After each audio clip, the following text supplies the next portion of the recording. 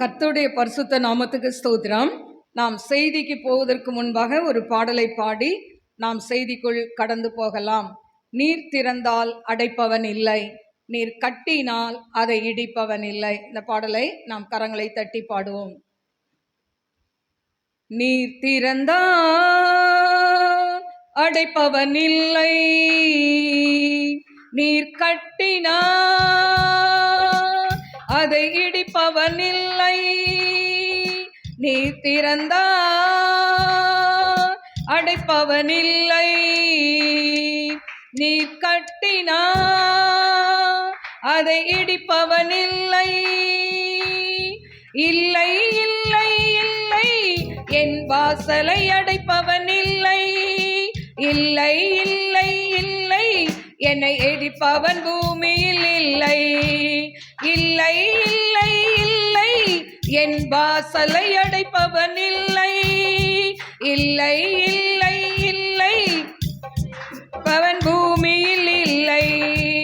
கர்த்தரை போல பரிசுத்தம் உள்ளவர் பூமியில் இல்லையே, கர்த்தரை போல வல்லமை உள்ளவர் பூமியில் இல்லையே.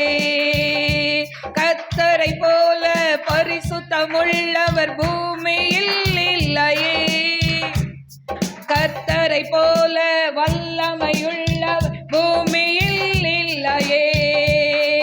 பலவானின் வில்லை உடைத்து கீழே தள்ளுகிறார், பலவானின் வில்லை உடைத்து கீழே தள்ளுகிறார். தள்ளாடும் யாவரையும் உயரத்தில் நிறுத்துகிறார், தள்ளாடும் யாவரையும் உயரத்தில் நிறுத்துகிறார், உயரத்தில் நிறுத்துகிறார்.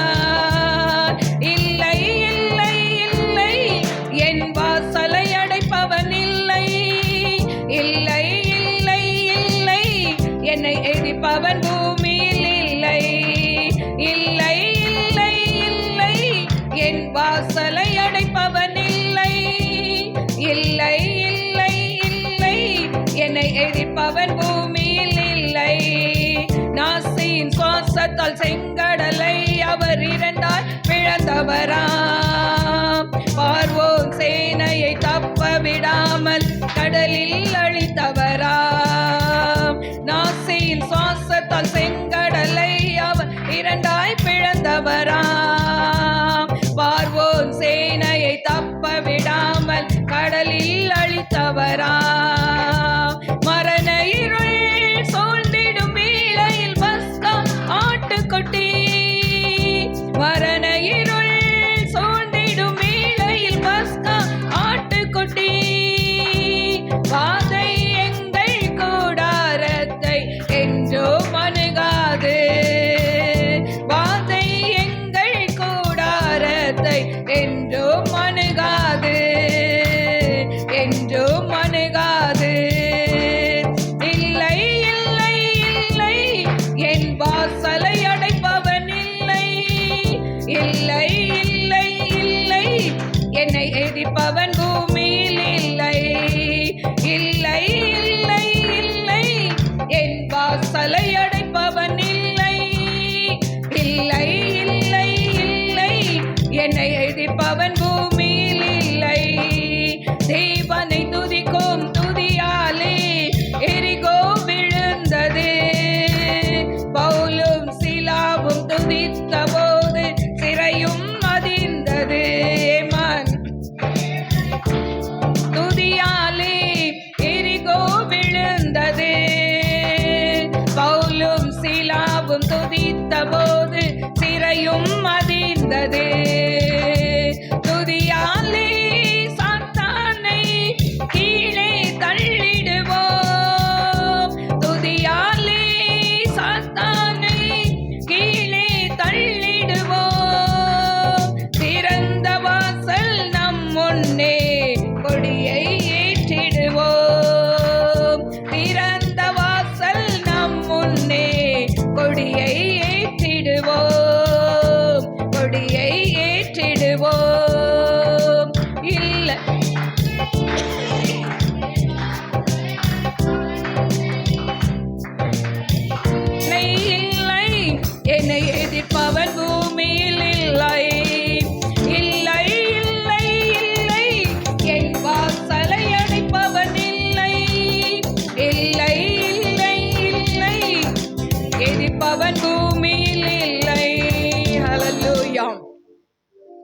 ஹல்லேலூயா. Thank you master. ஹல்லேலூயா.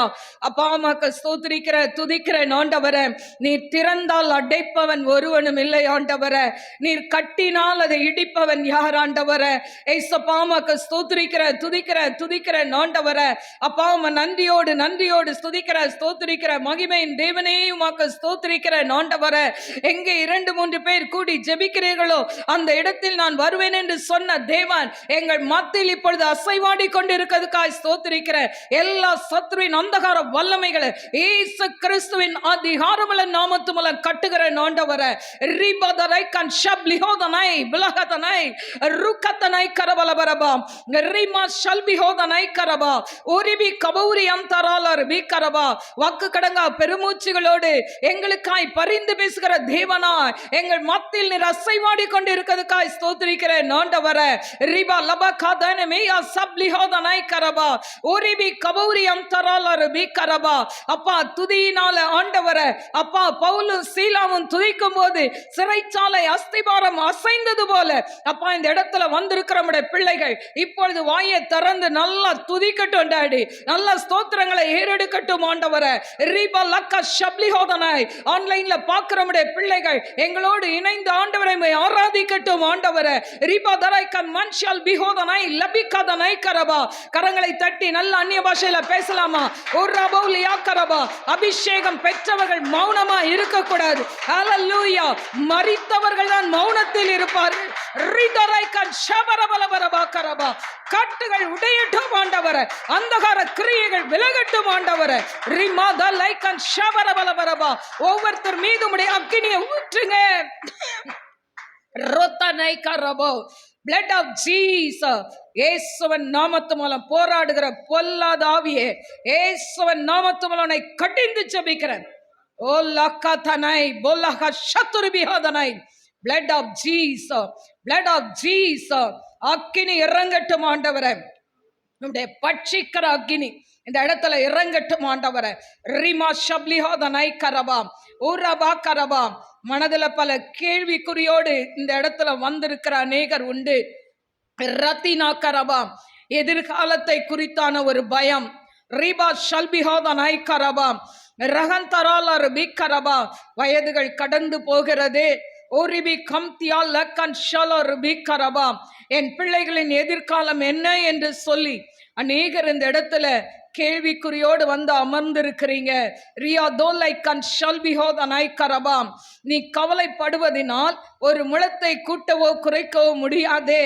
என் மகளே, கர்த்தர் மேலவும் பாரத்தை வைத்து விடு.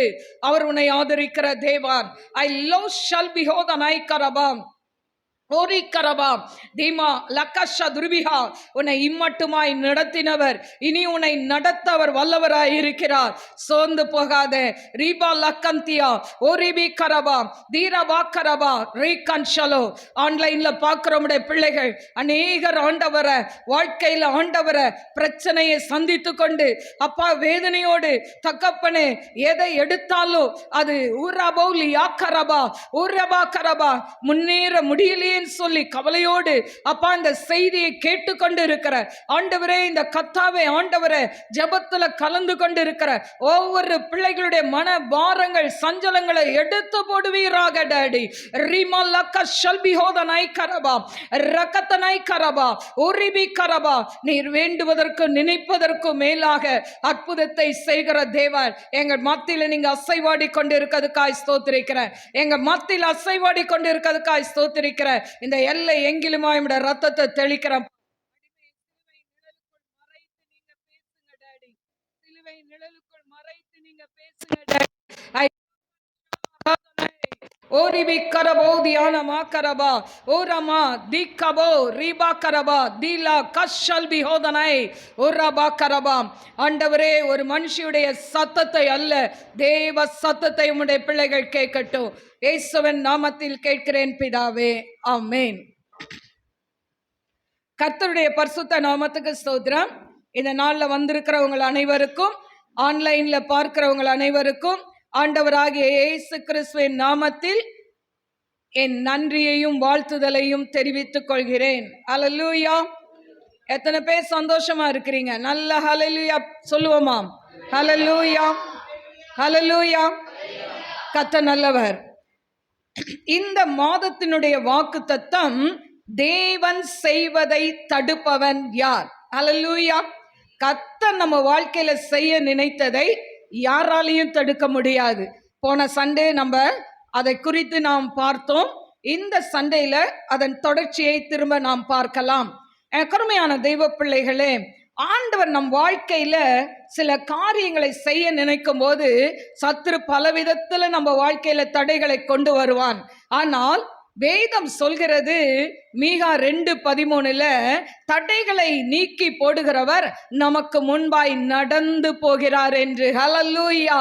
ராஜாதி ராஜாவாய், அவர் தேவாதி தேவனாய், நமக்கு முன்பாக அவர் நடந்து போகிற தேவனாய் இருக்கிறார். ஹல்லேலூயா. கருமையான தேவ பிள்ளைகளே, அதனால ஒருவேளை மனதுல பாரத்தோடு வந்திருக்கலாம், சஞ்சலத்தோடு வாழ்ந்திருக்கலாம், வாழ்க்கையின் எதிர்காலத்தை குறித்து ஒரு கேள்விக்குறியோடு நீங்க வந்திருக்கலாம். ஆனா எப்படி வந்திருந்தாலும் கர்த்தர் சொல்றாரு, நான் உங்க வாழ்க்கையில செய்ய நினைத்ததுக்கு தடையே இல்லை. இந்த மாதத்துல இதுவரைக்கும் 10 மாதங்கள் உங்கள் வாழ்க்கையில பல தடைகள் வந்திருக்கலாம். ஆனால் இந்த 11ஆம் மாதம், நவம்பர் மாதம், ஆண்டவர் தடையை உடைப்பேன் என்று கர்த்தர் சொல்கிறார். ஹல்லேலூயா. யோபு 42:2 சகலத்தையும் செய்ய வல்லவர், நீர் செய்ய நினைத்தது தடைப்படாது என்பது.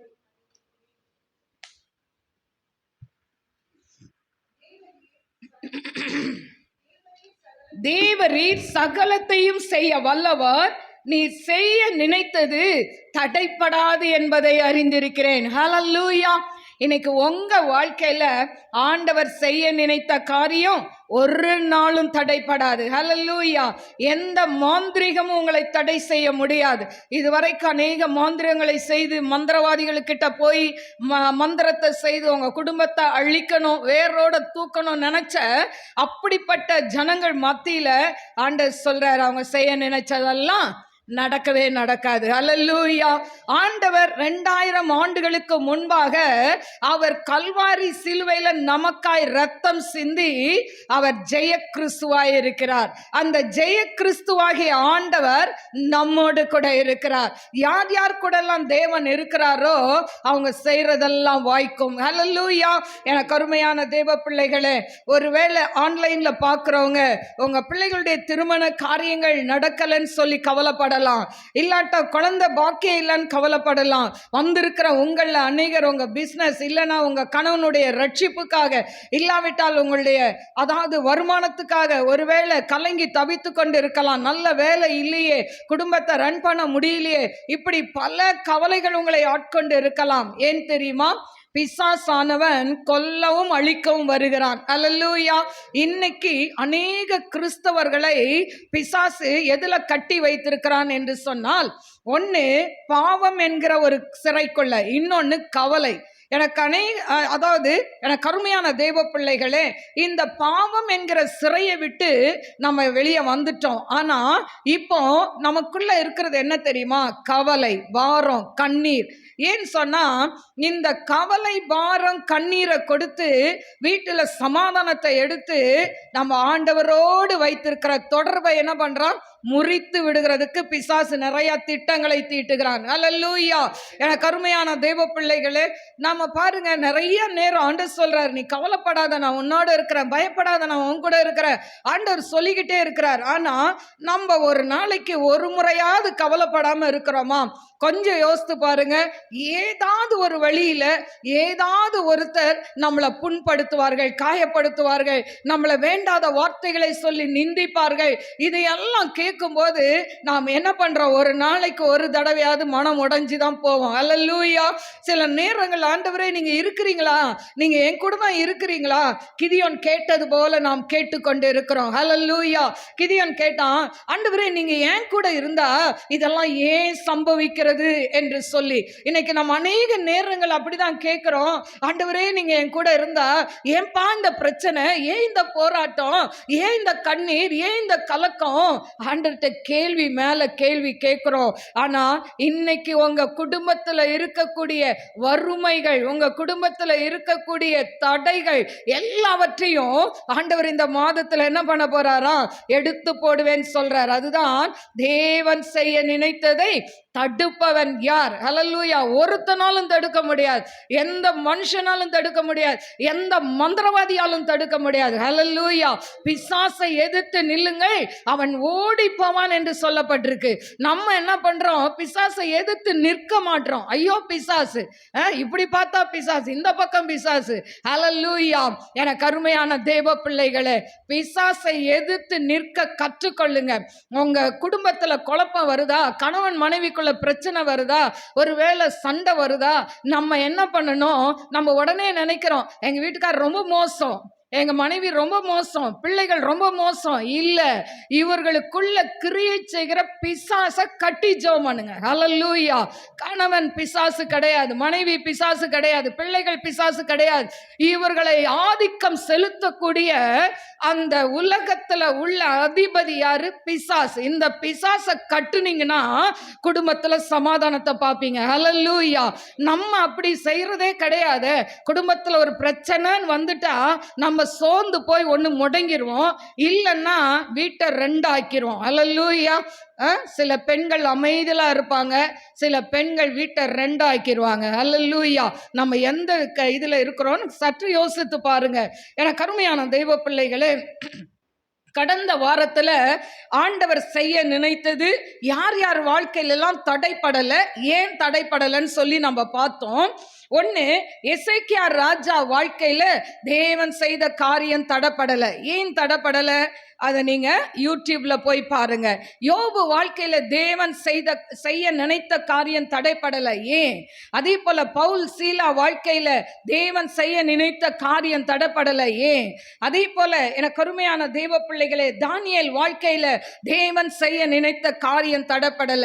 ஏன் என்பதை, இதனுடைய விளக்கத்தை யூடியூப்ல இருக்கு, நீங்க போய் பாருங்க. எனக்கு கருமையான தேவ பிள்ளைகளே, இன்னைக்கு நாம் செய்திக்குள்ள கடந்து போகலாம். இன்றைக்கு சில நபரை குறித்து நாம் பார்க்கலாம். முதலாவது யோசேப்பு. யோசேப்பை குறித்து நம்ம எல்லாருக்கும் நல்லாவே தெரியும். யோசேப்புடைய வாழ்க்கையில தேவன் செய்ய நினைத்தது ஏன் தடைப்படல, அதுக்கு என்ன காரணம் அப்படின்னு சொல்லி இன்னைக்கு பார்க்க போறோம். பாருங்க, வாசிப்போம். ஆதியாகமம் 37:2. யாக்கோபுடைய சந்ததியின் வரலாறு. யோசேப்பு 17 வயதிலே தன் சகோதரனுடனே ஆடுகளை மேய்த்து கொண்டிருந்தான். அந்த இளைஞன் பில்கால் சில்பால் என்னும் தன் தகப்பனுடைய மறுமனை ஆட்டிகளின் குமாரரோடே இருந்து அவர்களுடைய துன்மார்க்கத்தை தன் தகப்பனுக்கு சொல்லி வருவான். பாருங்க, எனக்கு அருமையான தெய்வ பிள்ளைகளே, இதுல தன்னுடைய தகப்பனுடைய மறுமனையாட்டிகளின் பிள்ளைகள் சில்பால், பில்கால், இவங்க 2 பேருடைய பிள்ளைகள் இப்ப கூடயே தான் வளர்றாங்க. ஆனா இவன் என்ன பண்றான், தான் அப்பா கிட்ட அவங்க செய்கிற அட்டூழியத்தெல்லாம் சொல்றான். ஒருவேளை என்ன பண்ணிருக்கலாம், ஆடை கொண்டு எங்கேயாவது வித்திருக்கலாம், இல்ல அப்பாட்ட சொல்லாம வித்திருக்கலாம், இல்ல என்ன பண்ணிருப்பாங்க, அடிச்சு சாப்பிட்டு இருக்கலாம், ஏதோ ஒண்ணு. ஆனா இல்ல, சரியா ஆடுகளை மேய்க்காமல் வனாந்திரத்துல அதுங்களை பசியும் பட்டினியா விட்டுருக்கலாம். ஆனா இவங்க செய்கிற அத்தனை திருட்டுத்தனத்தையும் கொண்டு யோசேப்பு யார்கிட்ட சொல்லிடுவான், அப்பாட்ட சொல்லிடுவான். இதனால இவங்க அண்ணன்மார்களுக்கு இவனை பார்த்தாலே பிடிக்காது. ஏன்னா இவன் சரியான கொள்மூட்டியா இருக்கிறானே, எதனாலும் அப்பாட்ட போய் சொல்லிடுறானே. இன்னைக்கும் நம்ம வீட்டுல 2 கட்சி இருக்கும், அப்பா கட்சி ஒண்ணு, அம்மா கட்சி. அப்பா பிள்ளை ஒண்ணு, அம்மா பிள்ளை ஒண்ணு இருக்கும். ஹல்லேலூயா. இது அம்மா பிள்ளை அம்மாட்ட கொள்மூட்டம், அப்பா பிள்ளை அப்பாட்ட போய் கொள்மூட்டம். இந்த வீட்டுல சண்டை பிடிக்கிறதுக்கு காரணமே பிள்ளைகள் தான். ஹல்லேலூயா. அப்ப பிசாசு எங்க இருக்கு? பிள்ளைகள் பிசாசு இல்ல, பிள்ளைகளுக்குள்ள பிசாசு கிரியை செய்து. ஹல்லேலூயா. அதை முதல் தாய்மார்கள் கட்டிட்டீங்கன்னா வீட்டில் சமாதானம் வந்துடும். ஹல்லேலூயா. நிறைய கணவன் மனைவிக்குள்ள சண்டை வர்றதுக்கு காரணமே பிள்ளைகள் தான். இவங்க போடுற கூப்பாடு, இவங்க போடுற சண்டை, கடைசியில் இவங்க அமைதலாயிட்டு அம்மாவும் அப்பாவும் அடிச்சுக்குவாங்க. ஹல்லேலூயா. இதுதான் இன்னைக்கு எல்லா கிறிஸ்துவ வாழ்க்கையில நடக்குது. அதனால பிள்ளைகளுக்குள்ள கிரியை செய்கிற அந்த சத்துருவின் கிரியைகளை கட்டிடுங்க. ஏன்னா 2 பிள்ளைங்க இருக்குன்னு வச்சுக்கோங்களேன், அதுங்க நல்லா சண்டை போட்டுக்கிட்டே இருக்கும். அப்ப தாய் என்ன பண்ணுவா, ஏய் ஏன் சண்டை போடுறீங்கன்னு ஏதாவது ஒரு கட்டையை தூக்கிட்டு வருவாங்க. அப்பா சொல்லுவார், நீ போ அமைதியா போ, அவங்க சண்டை போட்டா சரியாயிருவாங்க, நீ ஏன் குறுக்க வர, இது அப்பா கட்சி. ஹல்லேலூயா. அப்புறம் இவங்களுக்குள்ள பிள்ளைங்க சமாதானம் ஆகி அதுங்க விளையாட போயிடும். இவங்க 2 பேரும் என்ன பண்ணிக்குவாங்க, சண்டை போட்டு மூஞ்ச இந்த பக்கமும் அந்த பக்கமும் தூக்கி வச்சுக்குவாங்க. இதுதான் நடக்குது. ஹல்லேலூயா. நல்லா சிரிக்கிறீங்க, நடக்குது. ஹல்லேலூயா. எனக்கு அருமையான தேவ பிள்ளைகளே, அப்போ இவன் இப்படி போய் கோல் மூட்டினோன்னா இவனை பார்த்தாவே இவனுக்கு வெறுப்பு. ஆனா ஏன் கோல் மூட்டினானா, சங்கீதம் 1:1 சொல்லப்பட்டு இருக்கு, துன்மார்க்கருடைய ஆலோசனையில் நடவாமலும் பாவிகளுடைய வழியில் நில்லாமலும் பரியாசக்காரர் உட்காரும் இடத்தில் உட்காராமலும். அப்போ துன்மார்க்கமான தன் அண்ணன்மார்கள் கூட அவனுக்கு உட்கார பிடிக்கல, பேச பிடிக்கல. அதனால அவங்க செய்யற தவற அப்பா கிட்ட சொல்லிடுறாங்க. ஆனா இது கரெக்ட் இல்லையா? கரெக்ட்ன்றவங்க ஹல்லேலூயா சொல்லுங்க. ஆமா. அக்கா செய்யறத மறைக்க கூடாது, தங்கச்சி செய்யற காரியத்தை அக்கா மறைக்க கூடாது. 2 பேரும் என்ன பண்ணிடணும், சொல்ல மாட்டேன்னு ஆனா சொல்லிடணும். ஹல்லேலூயா. சரியா? அப்பா அம்மாக்கு தெரியாம எதுவும் செய்யக்கூடாது. அதனால இதுக்கு கூட பிறந்தவங்க உடந்தையா நிக்க கூடாது. ஹல்லேலூயா. எனக்கு அருமையான தெய்வ பிள்ளைகளே, இப்ப துன்மார்க்கத்தை வெறுத்ததுனால முதலாவது அவன் தன்னுடைய அண்ணன்மார்கள் செய்கிற அந்த துன்மார்க்கத்தை அவன் பிரியப்படலை. 2வது பார்த்தீங்கன்னா, எனக்கு அருமையான தெய்வ பிள்ளைகளே, இவன் கண்ட கனவு, என்ன கனவு கண்டான்? ஆண்டவர் சொல்றாரு, உன்னை நான் உயர்த்துவேன் அப்படின்னு சொல்றாரு. என்ன கனவு கண்டான் இவன்? ஹல்லேலூயா. 37:5-6-7. யோசேப்பு ஒரு சொப்பனம் கண்டு அதை தன் சகோதரருக்கு அறிவித்தான். அது நிமித்தம் அவனை இன்னும் அதிகமாய் பகைத்தார்கள். அவன் அவர்களை நோக்கி, நான் கண்ட சொப்பனத்தை கேளுங்கள். நாம் வயலில் அறுத்த அரிகளை கட்டி கொண்டிருந்தோம். அப்பொழுது என்னுடைய அரிக்கட்டு நிமிர்ந்திருந்தது. உங்கள் அரிக்கட்டுகள் என் அரிக்கட்டை சுற்றி வணங்கி நின்றது. உங்கள் அரிக்கட்டுகள் என் அரிக்கட்டை சுற்றி வணங்கி நின்றது. அடுத்தது 9. அவன் வேறொரு சொப்பனம் கண்டு தன் சகோதரரை நோக்கி, நான் இன்னும் ஒரு சொப்பனத்தை கண்டேன். சூரியனும் சந்திரனும் 11 நட்சத்திரங்களும் என்னை வணங்கினது என்றான். பாருங்க, 2 சொப்பனம் இவன் வாழ்க்கையில பார்க்கிறான்.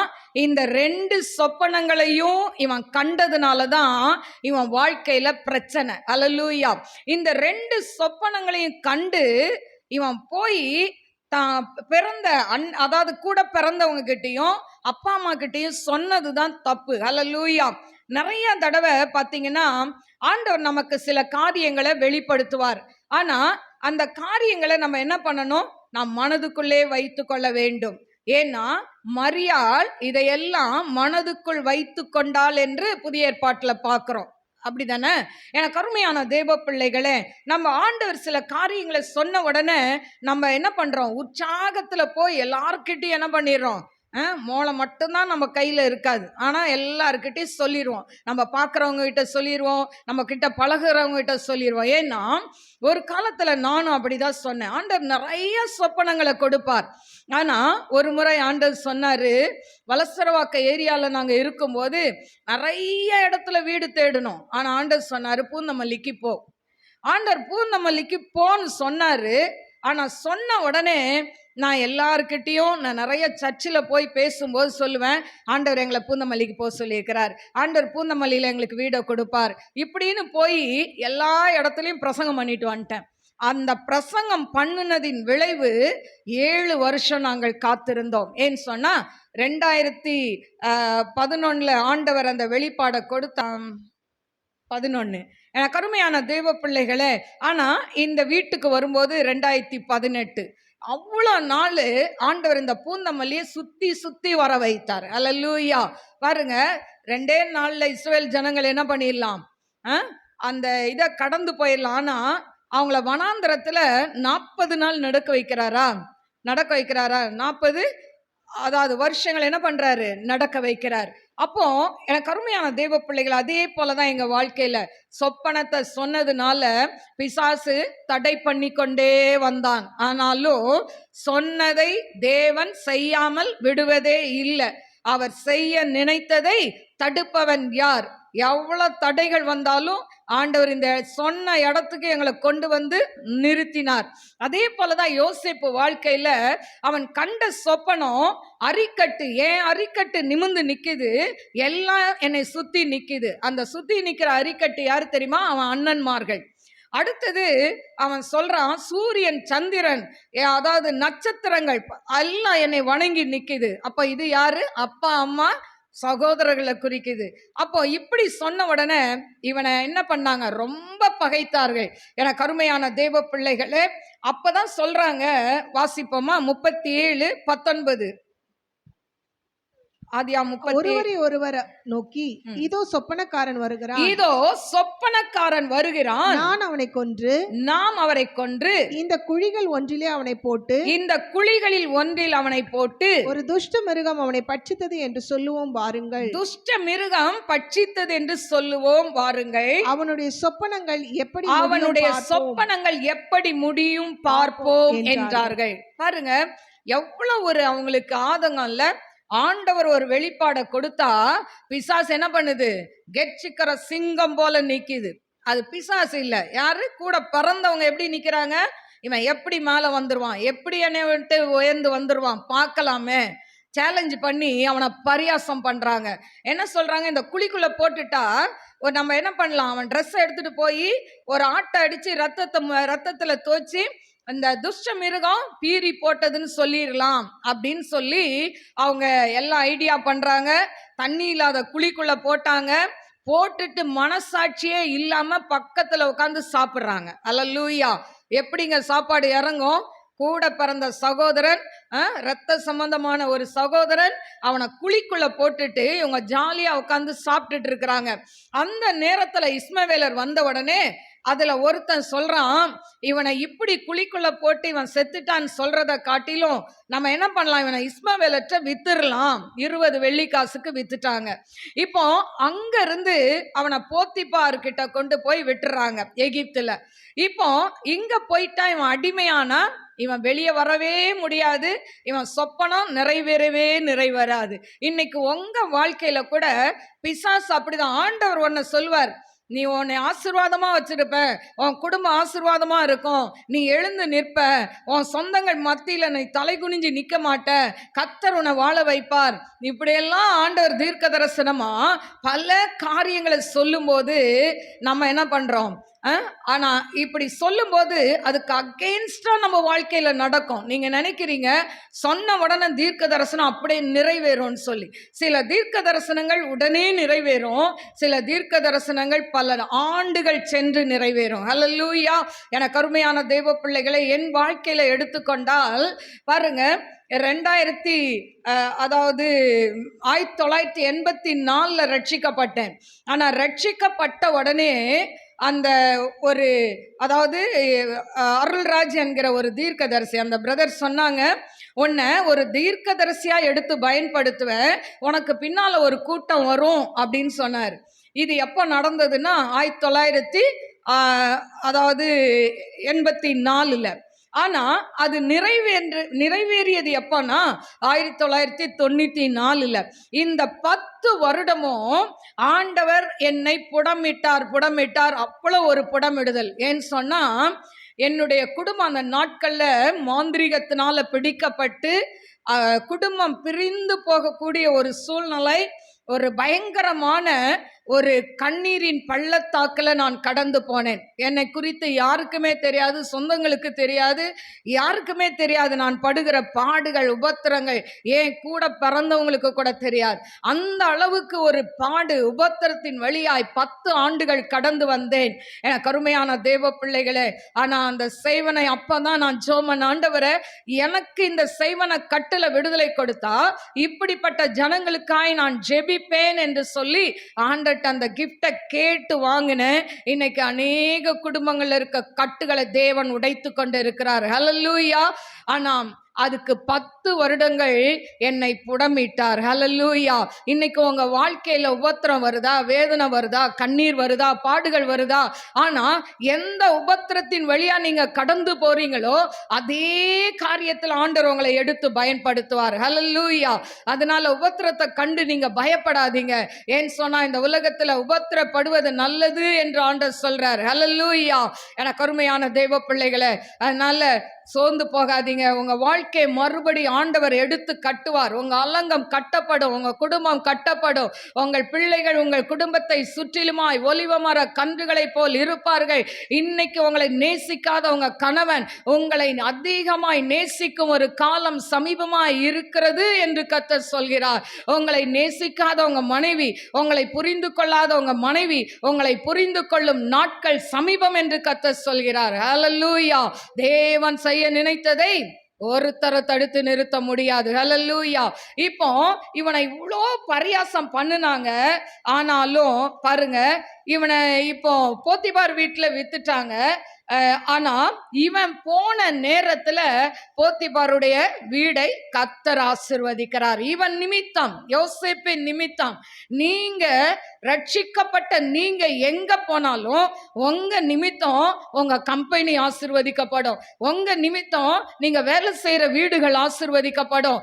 உங்க நிமித்தம் நீங்க எந்த இடத்துல போய் பிசினஸ் பண்ணாலும் அந்த பிசினஸ் ஆசீர்வதிக்கப்படும். நீங்க கர்த்தருக்கு பாத்திரவானா இருந்தால் இது நிச்சயம் நடக்கும். ஹல்லேலூயா.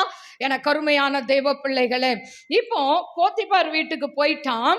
ஆனா அங்க போன உடனே பிசாசு அவனை ஒரு வலையில சிக்க வைக்க அவன் துடித்து கொண்டு இருக்கிறான். அதுதான் போத்திபாருடைய மனைவி அந்த இடத்துல பிசாசாய் கிரியேட் செய்கிறாள்.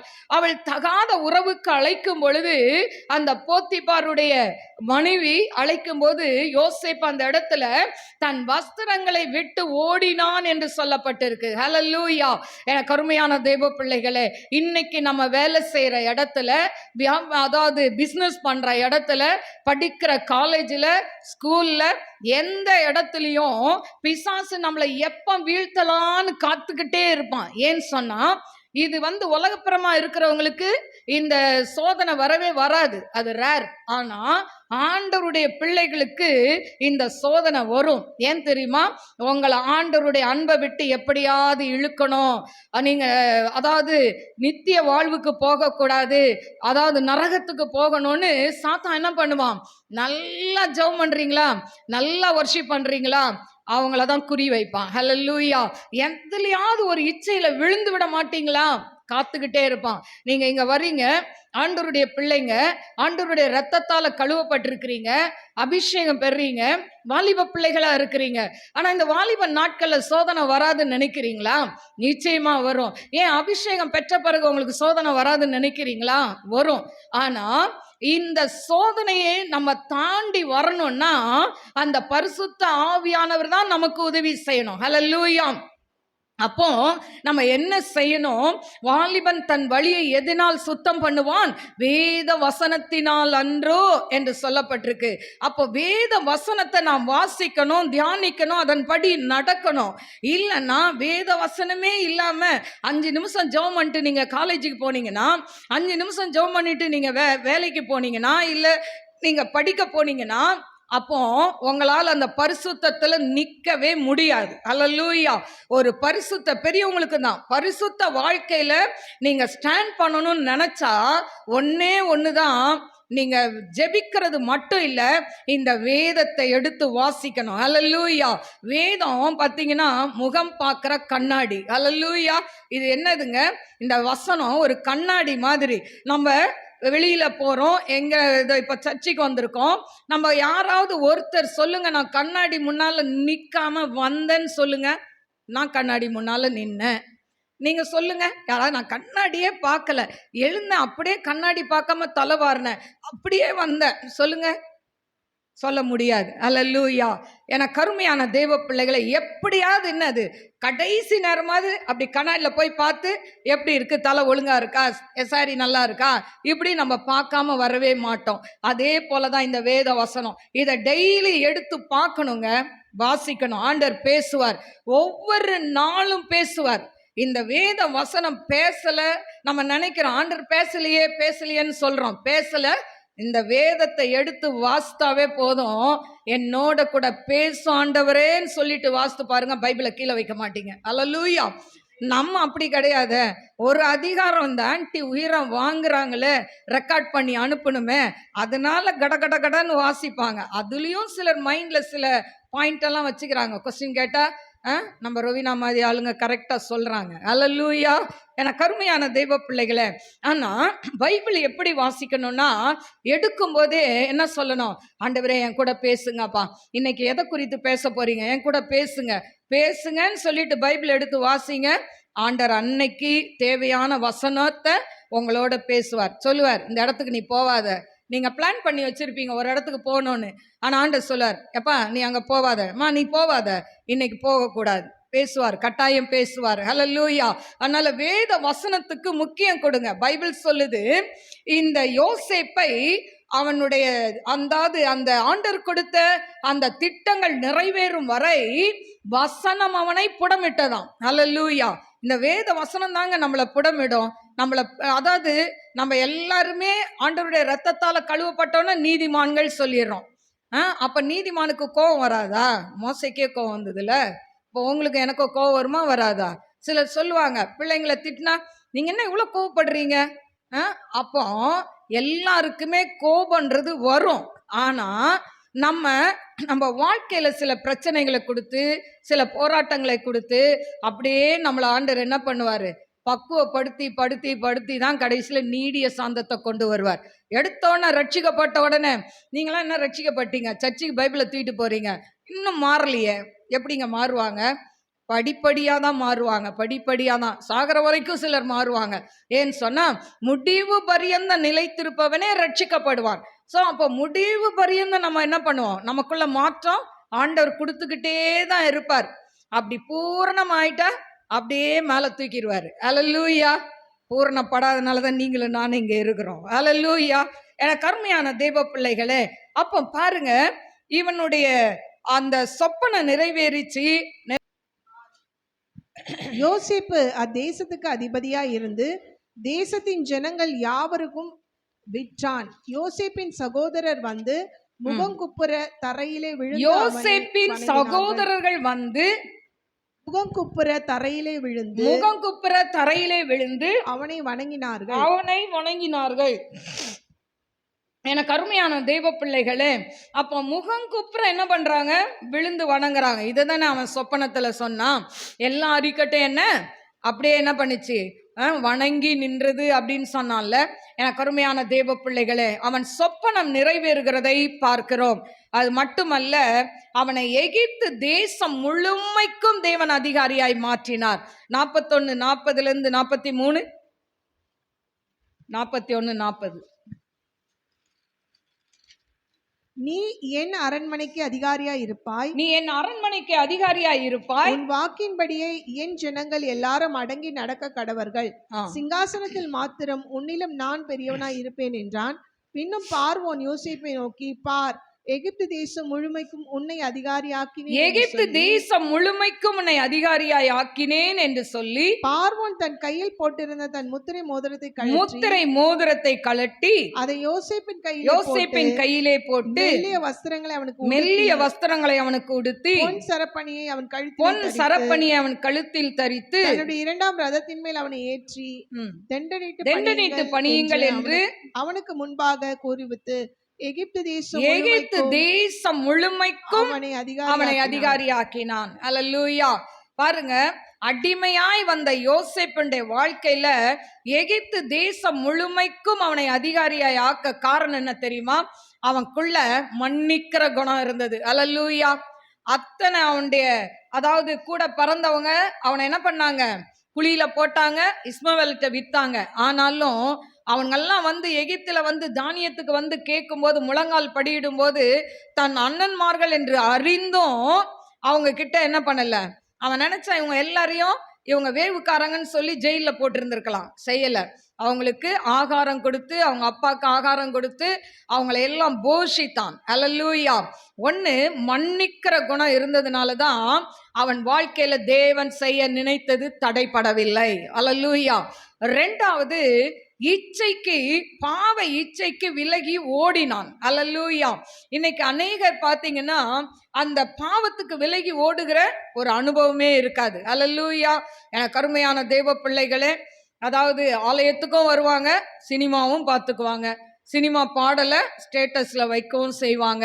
அதே போல் பார்த்தீங்கன்னா சினிமா காமெடி ஜோக்கும் ஸ்டேட்டஸில் இருக்கும், இல்லைன்னா ரிங்டோனில் சினிமா பாட்டு இருக்கும். அப்போ ஆண்டவரும் வேணும் ஆசீர்வாதத்துக்கு, இந்த உலகமும் வேணும்னு வாழ்றவங்களுக்கு தேவன் ஆசீர்வாதத்தை கொடுக்கவே முடியாது. அல்லேலூயா.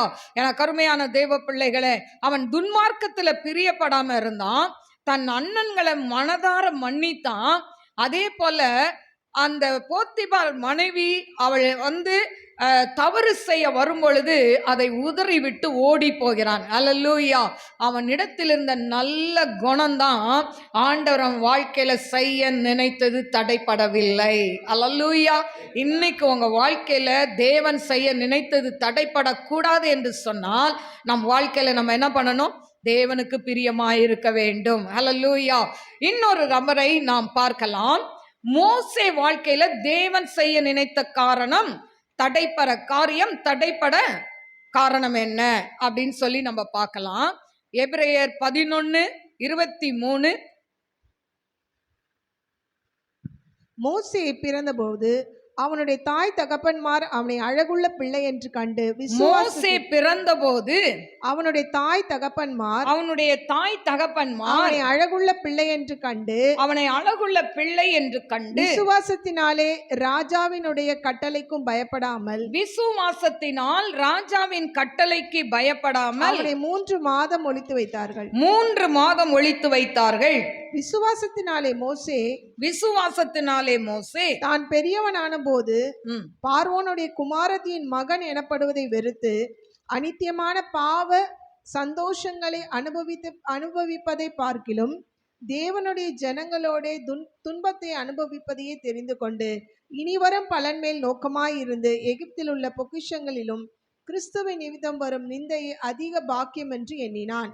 சரி, இப்போ பார்த்தீங்கன்னா அநித்தியமான பாவ சந்தோஷங்களை அனுபவிப்பதை பார்க்கிலும் தேவனுடைய ஜனங்களோட துன்பத்தை அனுபவிப்பதே தெரிந்து கொண்டான். அது மட்டும் இல்ல, பாருங்க, இனி வரும் பலன் மேல் நோக்கமாயிருந்து எகிப்தில் உள்ள பொக்கிஷங்களிலும் கிறிஸ்துவின் நிமித்தம் வரும் நிந்தையை அதிக பாக்கியம் என்று எண்ணினான். அல்லேலூயா. அப்போ பாவ சந்தோஷங்களை அனுபவிப்பதை பார்க்கிலும் ஆண்டவருடைய பிள்ளைகளோடு துன்பத்தை அனுபவிப்பதே அவன் என்ன பண்ணினான்? தெரிந்து கொண்டான் என்று சொல்லப்பட்டிருக்கு. எனக்கு அருமையான தேவ பிள்ளைகளே, இந்த மோசேயுடைய தாய் தகப்பன் யாருன்னு சொன்னா யாத்ராம் 6:20 சொல்லப்பட்டிருக்கு. அவனுடைய தகப்பன் பேர் அம்ராம், அவனுடைய தாயின் பேர் யோகபேத் அப்படின்னு சொல்லப்பட்டிருக்கு. எனக்கு அருமையான தேவ பிள்ளைகளே, இப்ப பாத்தீங்கன்னா இந்த யாத்ராகம் 1ஆம் அதிகாரம் 16 21 வரைக்கும் அந்த நாட்கள்ல நாட்டுல ஒரு சட்டம் இருந்துதான். என்ன சட்டம்? அதாவது பிறக்கிற ஆண் பிள்ளைகளை எல்லாம் எங்க கொண்டு போட்டுறணும்? நதியில விட்டுறணும்னு ஒரு சட்டம் இருந்ததாம். சட்டம் பிறந்த அந்த நாட்கள்ல மோசே பிறக்கிறார். ஹல்லேலூயா. எனக்கு அருமையான தேவ பிள்ளைகளே, 3 மாதம் தன் பிள்ளையை அம்மா ஒளித்து வைத்து விட்டார்கள். ஏன்னா 3 மாதம் என்ன பண்ணும் குழந்தை? வயிறு நிறைஞ்சா போதும் தூங்கும். ஆனா இந்த 3 மாதங்களுக்கு பிறகு அது கொஞ்சம் சத்தம் கொடுக்கும், அழ ஆரம்பிக்கும். அதை மறைத்து வைக்க முடியாது. அந்த சூழ்நிலையில நாணல் பெட்டி ஒன்றை செய்து கீழ் பூசி தண்ணி உள்ள வராதபடி பத்திரமா அதுல வைத்து அந்த நதியில விட்டுட்டு அவளுடைய அக்கா அவ என்ன பண்றா? அவ சைட்ல போய் நின்று மிரியாம் என்ன நடக்குது தன்னுடைய தம்பிக்கு என்று சொல்லி அவள் ஒளிந்து கொண்டு பார்க்கிறாள். இந்த சூழ்நிலையில அந்த எந்த நாட்டுல அந்த எகிப்து தேசத்துல பார்வோன் ராஜா மூலமாய் சட்டம் வந்ததோ அந்த பார்வோனுடைய குமார்த்தி அங்க ஸ்நானம் பண்ண வருகிறாள் தன் தாதி பெண்களோடு. இப்படி வரும் பொழுது அவள் அழகான அந்த பெட்டியை பார்க்கிறா. திறந்தா ஒரு அழகான ஆண் குழந்தை. ஹல்லேலூயா. அது கண்கள் அழகா அதை பார்த்த உடனே அவ்வளோ ஒரு அட்ராக்ஷனா இருந்தது. அது அழுகிறதுல ஒரு அதை பார்த்த உடனே இவ என்ன பண்ணிட்டா, மயங்கிட்டா. ஏன்னு சொன்னா இவளுக்கு குழந்தை இல்லை.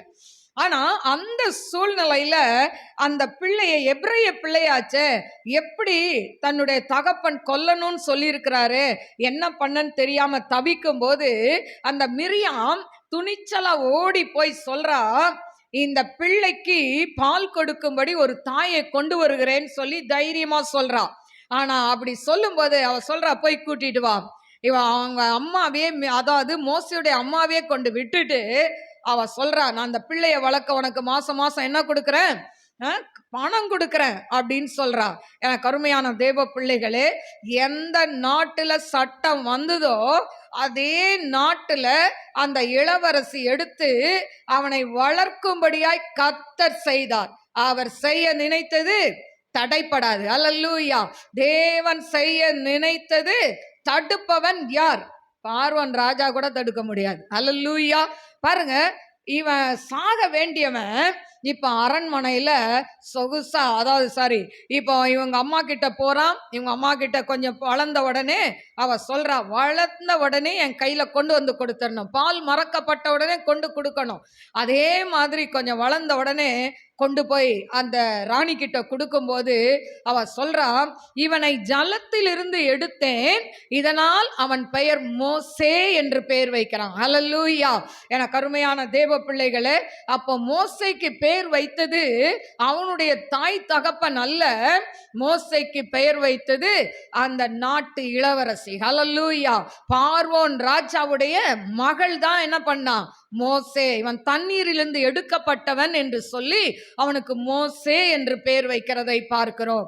அது மட்டுமல்ல, இவன் ராஜ அரண்மனையில நல்லா சொகுசா வளர்றான், நல்லா படிக்க வைக்கிறாங்க, அவனுக்கு நல்லா எல்லாத்தையும் வில்வித்த வாழ்வித்த என்னென்ன இருக்குதோ அத்தனையும் இவன் கற்றுக்கொண்டான். எல்லாத்தையும் கற்றுக்கொண்டு வாலிப மகனாய் வரும் பொழுது ஒரு நாள் அரண்மனையை சுத்தி பார்க்க வெளியே வரான். இப்படி வரும் பொழுது அதாவது ஒரு எகிப்தியன் ஒரு எபிரேயனை கொன்னுட்டான். கொன்ன உடனே இவனுக்கு கோபம் வருது. 2 பேரும் சண்டை போடுறத பார்த்த உடனே நீ ஏன் அப்படி அடிக்கிறன்னு சொல்லி இவன் என்ன பண்ணிட்டான், எகிப்தியனை கொன்னு அந்த இடத்துல புதைச்சிட்டு போயிட்டான். இது யாருக்கும் தெரியாதுன்னு நினைச்சான். ஆனா அடுத்த ஒரு நாள் அப்படி வரும்போது 2 எபிரேயர்கள் சண்டை போட்டாங்களாம். 2 எபிரேயர்னா இவனுடைய இனம். 2 பேர் சண்டை போட, ஏப்பா நீங்க சகோதரர்கள் தானே, ஏன் சண்டை போடுறீங்க? உடனே இவங்க சொன்னாங்க, ஐயோ என்னையும் கொல்ல வரியா அப்படின்னு சொன்ன உடனே பயந்து ஓடினான். எங்க ஓடினா? வனாந்திரத்துக்கு. அல்லேலூயா. 40 வருஷம் அரண்மனை வாழ்க்கை பாருங்க. நல்லா பஞ்சு மெத்த இருக்கும், என்னென்ன இருந்ததோ நல்ல வசதிகள் இருக்கும், நினைச்ச நேரம் நல்ல சாப்பாடு இருந்திருக்கும், எல்லாம் இருந்திருக்கும். ஆனா அதையெல்லாம் விட்டுட்டு அவன் என்ன பண்றான், நாடோடியா ஓடி போறான் வனாந்திரத்துக்கு. அந்த வனாந்திரத்துல 40 வருஷம் அவனை கர்த்தர் வைத்திருக்கிறார். ஏன் தெரியுமா? அரண்மனையில இருக்கும்போது ரத்தம் அவனுக்கு என்ன பண்ணிச்சு, ஒரே வெட்டா சாகடிக்க சொல்லிச்சு. இந்த 40 வருஷம் அவனை வனாந்திரத்துல கொண்டு போய் அவனுக்கு பசினா என்ன, தேவனா என்ன, ஆடை எப்படி மேய்க்கணும். ஏன்னா மனுஷனை மேய்க்க முன்னால் ஆடு மேய்ச்சாதான் மனுஷனே மேய்க்க முடியும். அல்லேலூயா. ஏன்னா ஆடு பாருங்களேன், செம்மறி ஆடு மட்டும் தான் அப்படியே போவோம். இந்த வெள்ளாடு என்ன பண்ணும்னா பின்னால துரத்திக்கிட்டே இருக்கணும். இல்லைன்னா ஒன்று இப்படி போற மாதிரி இருக்கும், இன்னொன்று அந்த பக்கம் போவோம். அவனால மேய்க்கவே முடியாது. ஆண்டவர் அந்த மோசைய வனாந்திரத்தில் அந்த ஆடெல்லாம் மேய்க்க விட்டு வெயிலையும் குளிர்லையும் எல்லாத்துலேயும் ஆண்டவரை பிராக்டிஸ் பண்ணி அதுக்கப்புறமா யாத்ரா 3ஆம் அதிகாரம் 2ஆம் வசனம். அங்கே கர்த்தருடைய தூதனானவர் ஒரு முச்செடியின் நடுவிலிருந்து உண்டான அக்கினி ஜுவாலையிலே நின்று அவனுக்கு தரிசனமானார். அப்பொழுது அவன் உற்று பார்த்தான். முச்செடி அக்கினியால் ஜுவாலித்து எரிந்தும் அது வெந்து போகாமல் இருந்தது. அப்பொழுது மோசே, இந்த முச்செடி வெந்து போகாதிருக்கிறது என்ன? நான் கிட்ட போய் இந்த அற்புத காட்சியை பார்ப்பேன் என்றான். அவன் பார்க்கும்படி கிட்ட வருகிறதை கர்த்தர் கண்டார். முட்செடி நடுவிலிருந்து தேவன் அவனை நோக்கி முட்செடி நடுவே இருந்து தேவன் அவனை நோக்கி மோசே மோசே மோசே என்று கூப்பிட்டார். அவன் இதோ அடியேன் என்றான். அப்பொழுது அவர், இங்கே கிட்டி சேராயாக, உன் கால்களில் இருக்கிற பாதரட்சியை கலற்றி போடு, நீ நிற்கிற இடம் பரிசுத்த பூமி என்றார். முட்செடியின் நடுவுல கத்தர் அழைக்கிறார், மோசே மோசே மோசே என்று சொல்லி. கத்தர் உங்களை அழைச்சிருக்கிறாரா? என்னைக்காவது அழைப்பார். அல்லேலூயா. அழைக்கும் போது இதோ அடியேன் என்று சொல்லணும். அல்லேலூயா. சாமுவேலை ஆண்டவர் என்ன பண்ணாரு? சாமுவேலை அழைக்கும் போது சொல்லும் அடியேன் கேட்கிறேன்னு சொல்லி ஏலி சொல்ல சொன்னான் இல்ல? அப்போ அதே மாதிரி தான் சொன்னார். அதே மாதிரி இங்க மோசே கூப்பிடுறாரு 2 தடவை. மோசே மோசேன்னு கூப்பிடுறாரு. கூப்பிட்டு இந்த ஜனங்கள் எகிப்துல அடிமையா இருக்கிறாங்க, இவங்களை நீதான் அங்க இருந்து வெளியே கொண்டு வரணும், நான் உன்னை அனுப்புறேன் அப்படின்னு சொன்னாரு. அல்லேலூயா. பாருங்க, எந்த இடத்தை விட்டு பயந்து ஓடி வந்தானோ அதே அரண்மனைக்கு, அதே எகிப்து தேசத்துக்கு, அந்த ராஜாக்கு முன்னாலேயே இவன் சவால் விடும்படியாய் ஆண்டவர் அவனை அழைக்கிறார். இவன் அழைச்ச உடனே சொல்றான், நான் மந்தவாயி, திக்கு நாவு, பேச தெரியாது, அப்படி இப்படி சொல்லி பார்க்கறான். ஆண்டவர், இல்ல நான் உன் வாயோட இருப்பேன், நான் பேசுவேன். அப்பவும் கேட்கல. கோபம் கொண்டு அப்புறம் சொல்றாரு ஆண்டவர், ஆரோன் உன் சகோதரன் அல்லவா, அவனை கூட்டிட்டு போ. அப்ப யாருக்கு வாயி? ஆரோன் யாருக்கு வாயி? மோசைக்கு வாயா இருந்தான். அல்லேலூயா. ஆண்டவர் அழைக்கும் போது சாக்கு போக்கு சொல்லாம வந்துடணும். ஜெபிங்கன்னா ஜெபிக்கணும், பாடுங்கன்னா பாடணும். ஐயோ எனக்கு பாட தெரியாது, எனக்கு ஜெபிக்கவே தெரியாது, அப்படி சொல்லவே கூடாது. அல்லேலூயா. பேச தெரியுமா? திட்ட தெரியுமா? அப்போ இதுக்கெல்லாம் தெரியும் போது ஜெபம் பண்ண தெரியணும். அல்லேலூயா. ஜெபம் என்பது எங்கேயோ போய் அதுக்கெல்லாம் பைபிள் காலேஜ் படிச்சுட்டு வரணும்னு கிடையாது. ஜெபம் என்றால் நாம் ஆண்டவரோடு கூட பேசுற ஒரு காரியம். அப்பா அம்மா கிட்ட எப்படி பேசுறீங்க? உங்க வீட்டுக்கார்ட்ட எப்படி பேசுறீங்க? மனைவி கிட்ட எப்படி பேசுறீங்க? ஏசப்பாட்ட அப்படிதான் பேசணும். இதுதாங்க ஜெபம். இது நிறைய பேர் பாருங்க, யாராவது மைக்கில் முன்னால வந்து ஜெபம் பண்ணுங்கன்னா, ஐயோ எனக்கு ஜெபமே பண்ண தெரியாது, கூப்பிட்றாதீங்க. அல்லேலூயா. இன்னைக்கு யூத் பிள்ளைங்கள்லாம் நல்லா ஜெபம் பண்ண போறாங்க. அல்லேலூயா. அதுக்கு தான் இதை முதல்ல நான் சொல்லி வைக்கிறேன். அல்லேலூயா. எனக்கு அருமையான தேவ பிள்ளைகளே, ஜெபிக்க தெரியாதுன்னு யாராவது சொன்னா பனிஷ்மெண்ட் இருக்கு இன்னைக்கு. சரி, இப்போ ஆண்டவர் என்ன பண்ணாரு? தெரியாது சொன்ன அவனை, 6 லட்சத்துக்கு மேல இருக்கிற இஸ்ரவேல் ஜனங்களை ஆண்டவர் என்ன பண்றாரு? எகிப்தின் அடிமைத்தனத்திலிருந்து வெளியே கானானுக்குள்ள கொண்டு வர மோசே பயன்படுத்தினார். காரணம் என்ன? அவனுடைய கீழ்ப்படிதல். அல்லேலூயா. அவன் பாவ சந்தோஷங்களை, அநித்தியமான பாவ சந்தோஷங்களை உதறி தள்ளிட்டு தன்னுடைய ஜனங்களோடு துன்பத்தை அனுபவிக்கிறதை தெரிந்து கொண்டானாம். சோ அதனாலதான் ஆண்டவர் மோசே எடுத்து என்ன பண்ணாரு? பயன்படுத்தினார். இன்னைக்கும் உலகத்துக்கு பின்னாலே ஓடிக்கிட்டே இருக்கிற நீங்க நில்லுங்க, ஒரு இடத்துல நின்னு திரும்பி பாருங்க கல்வாரி சிலுவைய. அந்த கல்வாரி சிலுவையை திரும்பி பார்த்து அதுக்கு பின்னால ஓடுங்க. அல்லேலூயா. இயேசுவின் பின்னால் நான் செல்வேன், திரும்பி பார்க்க மாட்டேன். அல்லேலூயா. திரும்பி பார்க்கவே கூடாது. அவருக்கு பின்னால ஓடுனா இந்த பக்கம் வரும் பிரச்சனை, இந்த பக்கம் வரும் பிரச்சனை, இதெல்லாம் பார்க்காம சிலுவையை பார்த்து ஓடுனீங்கன்னா நித்திய ஜீவனை நாம் அடைய முடியும். அல்லேலூயா. இன்னும் ஒண்ணு நான் சொல்லி முடித்துறேன். லாஸ்ட் ஒரு காரியம் பார்த்தீங்கன்னா, அதுல சகரியா, எலிசபெத் இவங்க வாழ்க்கையில தேவன் செய்ய நினைத்த காரியம் ஏன் தடப்படல அப்படின்னு சொன்னா, லூக்கா 1:5, லூக்கா 1:6 வாசி.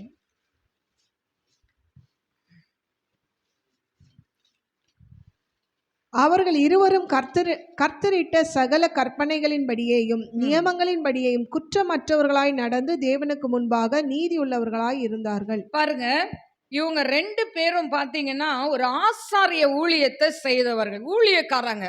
இந்த சகரியா, எலிசபெத் யாரு? ஊழியம் செய்தவர்கள். ஆனா இவங்களை பத்தி என்ன சொல்லியிருக்கு? இவங்க கட்டளை நியமங்களை எல்லாம் கை கொண்டு இவங்க ஆண்டவருக்கு பிரியமாய் வாழ்ந்தார்கள், குற்றமற்றவர்கள் என்று சொல்லப்பட்டிருக்கு.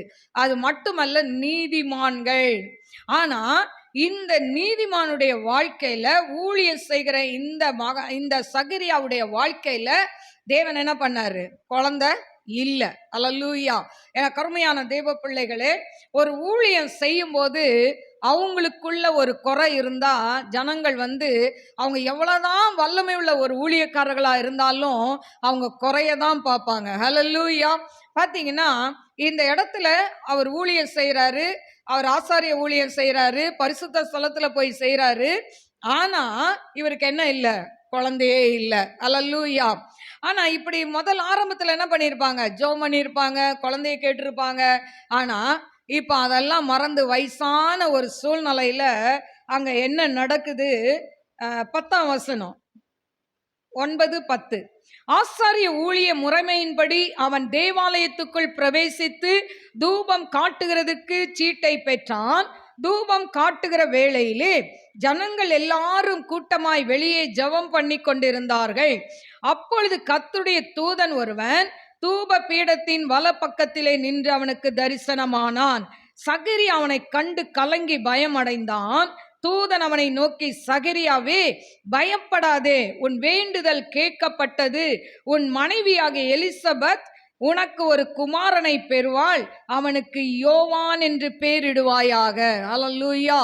ஆண்டவர் இப்போ தூபம் காட்டுகிற வேளையில அவன் ஊழியம் செய்து கொண்டே இருக்கிறான். அந்த நேரத்துல ஒரு காபிரியேல் தூதன் போய் சொல்றாரு, உன் வேண்டுதல் கேட்கப்பட்டது.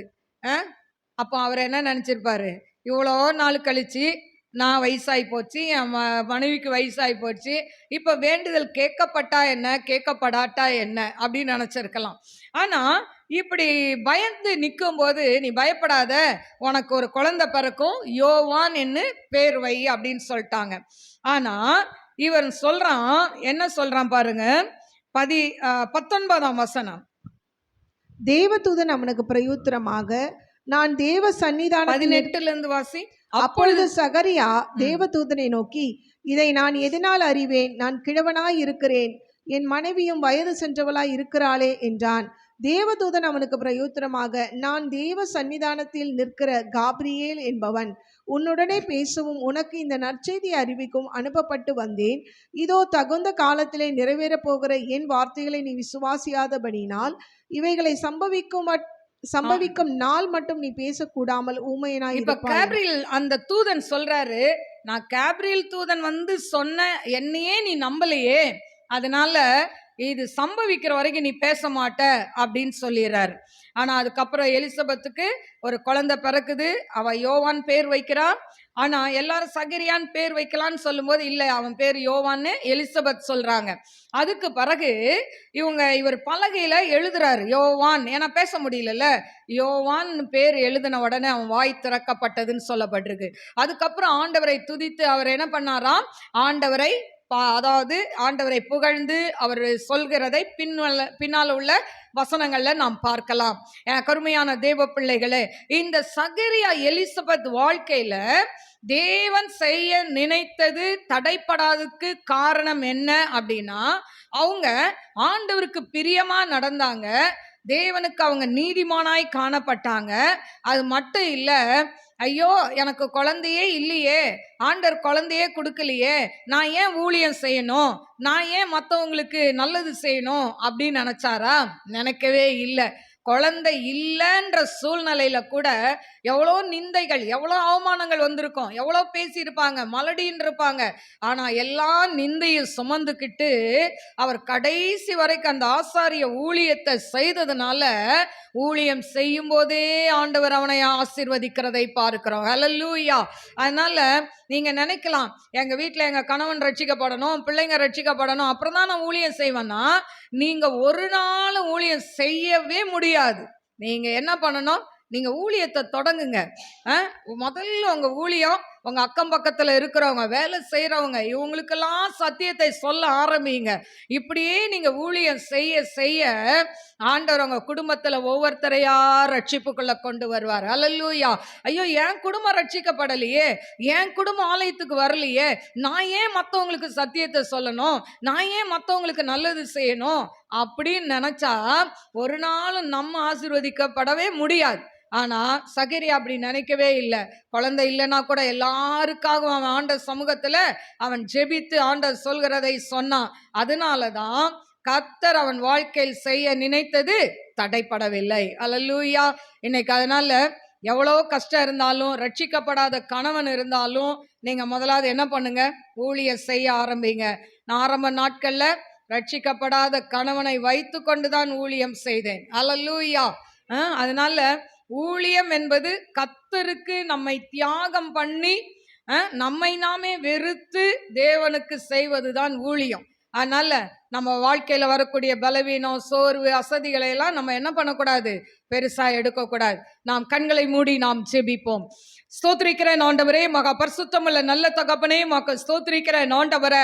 அப்பா பிதாவே, மாக்க ஸ்தோத்திரிக்கிறேன். ரீபா லக்க ஷல்பிஹோதனை கரபா உரிபா பாபா பாபா ரீகரபலபரபா கரபா தீரமா. யோசேப்புடைய வாழ்க்கையில ஆண்டவர் செய்ய நினைத்தது தடைப்படவில்லை. ரீமா லக்கன் ஷல்பிஹோதனை கரபா ஓ ரபா. பாவத்துக்கு அவன் விலகி ஓடினான். இதை கேட்டுக்கொண்டிருக்கிற அன்பு சகோதர சகோதரியே, நீ பாவத்துக்கு விலகி ஓடுகிறாயா, இல்லாவிட்டால் பாவத்தோடு மிங்கிலாய் கொண்டு இருக்கிறாயா, உலகத்தோடு மிங்கிலாய் வாழ்ந்து கொண்டு இருக்கிறாயா? ஓ ரபௌலியா கரபா. இஸ்ரவேலோ தனித்து வாசம் பண்ணுவான் என்று சொல்லப்பட்டு இருக்கிறது. அதனால ஆண்டவருடைய பிள்ளைகள் இந்த உலகத்தை காட்டில உலகத்தை விட்டு வேறு பிரிந்தவர்களாய் வாழ்வதை தான் கர்த்தர் விரும்புகிறார். ரியா ஷமரஹதனாய் ருபிகதனாய் லக்ஸிமாரா பௌதியான மாக்கரபா ஓரா பாக்கரபா. இதை கேட்டுக்கொண்டிருக்கிற அன்பு சகோதர சகோதரிகளை, யூடியூப்ல பார்க்கிற அன்பான சகோதர சகோதரிகளே, உங்க வாழ்க்கையில இருக்கக்கூடிய வேண்டாத காரியங்களை தூக்கி எறியுங்க. கர்த்தர் யோசேப்பை எகிப்து தேசத்துல உயர்த்தினது போல உங்களை உயர்த்துவார்.